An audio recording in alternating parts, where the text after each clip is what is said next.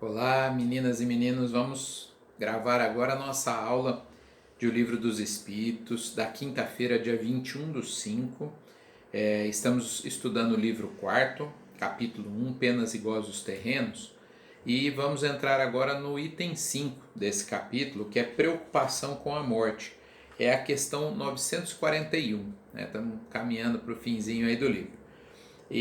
Essa questão, que é pertinente à maioria, né, das pessoas, diz o seguinte: a preocupação com a morte é para muitas pessoas uma causa de perplexidade.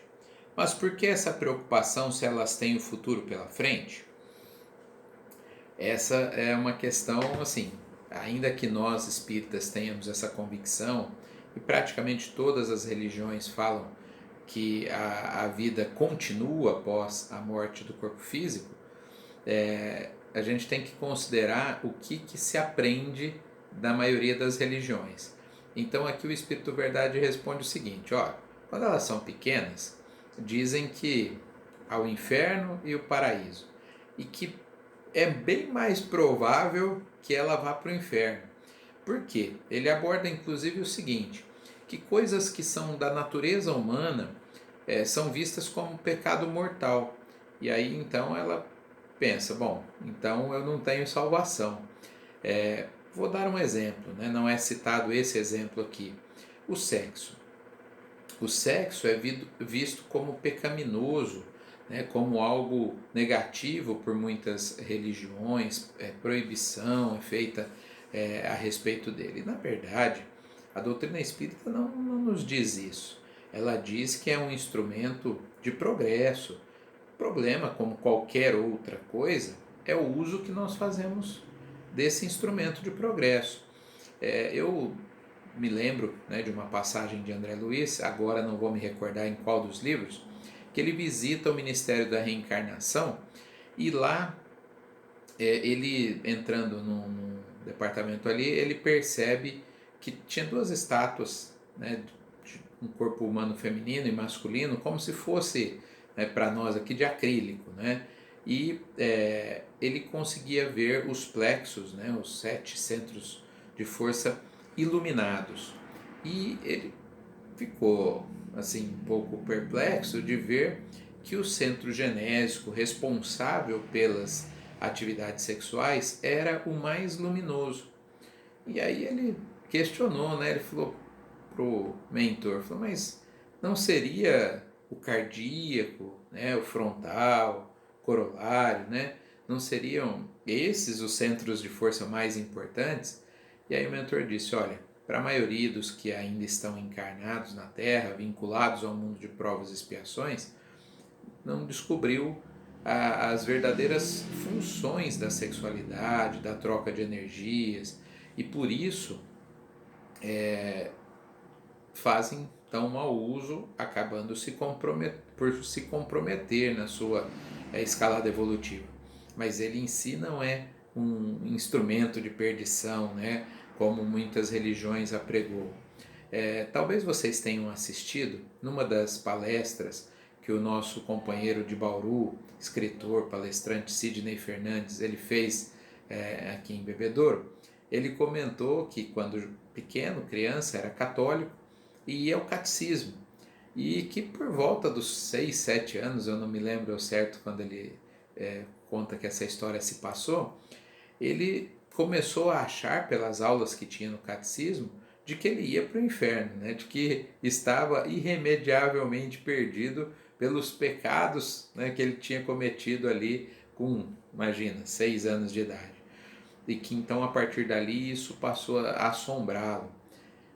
Interessante nessa resposta também é que o Espírito Verdade comenta o seguinte: por conta dessas crenças que não se fazem muito racionais, né, por conta de um erro, vai ficar eternamente sendo punido, né, um Deus que não demonstra perdão, amor, misericórdia, nada disso. Então as pessoas, quando se tornam adultas, falam: olha, não dá para acreditar nisso. E por isso elas se tornam materialistas, né, ou passam a ser também ateus. E isso é algo negativo. Então, assim, Uma fé que prega o medo acaba levando muitas vezes as pessoas mais racionais a abandonar essa fé. O Espiritismo vem para justamente dar uma explicação mais racional, mais plausível. É a lei de causa e efeito, quer dizer, colheremos os frutos do que plantamos e assim que colhermos podemos plantar outras coisas. Aliás, paralelamente, né, à colheita podemos fazer outros plantios, esse é o ideal. Então veja como a visão espírita muda muito essa questão do medo da morte, né? Existe também a questão 942, que é desse tópico, desse item 5, que diz assim: algumas pessoas não acharão esses conselhos da felicidade um pouco banais, não serão neles o que chamam, não verão neles, né, o que chamam de lugares comuns, e não dirão, por fim, que o segredo da felicidade consiste em saber suportar a infelicidade? O Espírito Verdade falou: olha, sem dúvida que algumas pessoas terão essa visão, mas a felicidade se atinge exatamente com o trabalho diário, né, com a conquista das virtudes. É isso que tem, no comentário da questão anterior ele está falando, não tem por que temer a morte. Aquele que foi justo vai colher, né, o resultado daquilo que fez durante a sua vida. E aquele que errou também vai colher, mas não de maneira eterna. Pode ser mais ou menos duradoura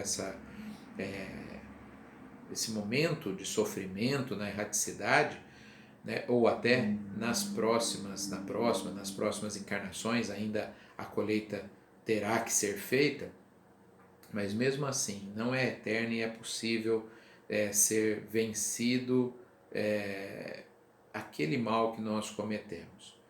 Sempre que nós atendemos alguém, seja encarnado ou seja desencarnado, a pessoa que está com dor, né, uma dor emocional muito grande, com raiva, inconformada, essa pessoa costuma nos dizer assim: você não sabe o que eu estou passando, se fosse com você, você faria o mesmo, você pensa que é fácil. Não é essa a nossa postura, né? A gente costuma supervalorizar a dor, porque de fato ela está muito grande dentro de nós naquele momento, e aí a gente costuma responder o seguinte: olha, não é fácil, eu entendo, eu me solidarizo com a sua dor e sei que não é fácil, mas é possível. É mais ou menos isso que nós temos que dizer. Olha, erramos, vamos ter no mundo espiritual, na erraticidade, que colher isso, mas se já percebemos e começamos a fazer algo, né, para mudar essa nossa postura, por que não esperar também a misericórdia divina, o amparo dos bons espíritos? É isso que nos ensina o cristianismo, é isso que nos ensina Jesus. Então, não tenhamos medo da morte. Não é? Nós precisamos viver de maneira plena, fazer aquilo que nós sabemos pelos ensinamentos da doutrina que é o mais correto, sermos coerentes com aquilo que pregamos, porque é justamente a incoerência, ou seja, se nós falamos, mas não fazemos, é que vai gerando um peso na consciência, não é? A gente vai falar: puxa, pior é que eu sei, né? Todos nós cometemos esses erros, né? Sem exceção, estamos num mundo de provas e expiações, claro que sim, mas quanto menos incoerentes nós formos, quanto mais nós aproximarmos as nossas ações daquilo que nós sabemos ser o correto, com certeza teremos muito menos motivo para temer a morte.